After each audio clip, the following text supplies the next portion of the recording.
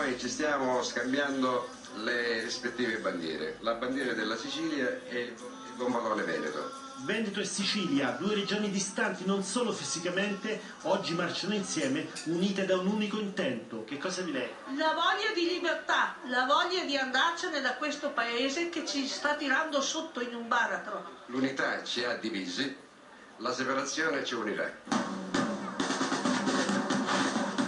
I meridionali, i siciliani, non sono la palla al piede dell'Italia? No, assolutamente no. Siamo tutti delle vittime dello Stato italiano. Ma ci sono anche i sardi. Dove può andare la Sardegna da sola, staccata all'Italia? Lei pensa? Il mondo può andare, grazie all'Italia invece restiamo chiusi in una colonia pieni di basi militari che stanno uccidendo tutti i giovani e non sono solo i giovani sardi a morire. E i catalani? Come mai oggi tutta questa richiesta di indipendenza? Perché lo Stato-nazione non ha funzionato, è uno Stato-nazione fatto alla forza, che nel Sud Europa nos chiamano lo SPIC, che vuol dire porco, e paghiamo la crisi di tutti.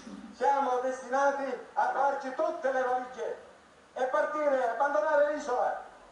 Lo scorso anno dalla Sicilia sono partiti 90.000 giovani per cercarsi un tozzo di pane per il mondo. Chiedono l'applicazione integrale dello Statuto della Regione Autonoma Sicilia, mai completamente attuato.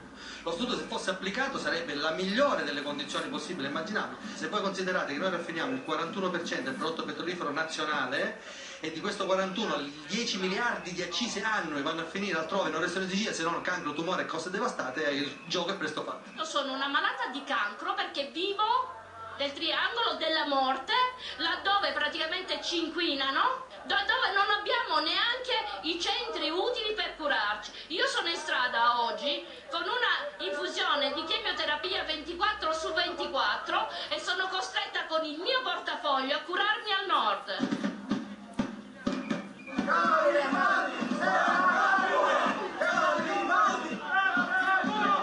Chi era Garibaldi? Era uno schifoso mercenario al servizio della corona inglese.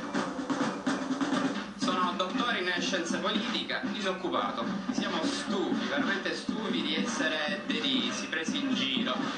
Lo Stato italiano per 150 anni ci ha fatto credere che non siamo in grado di far nulla.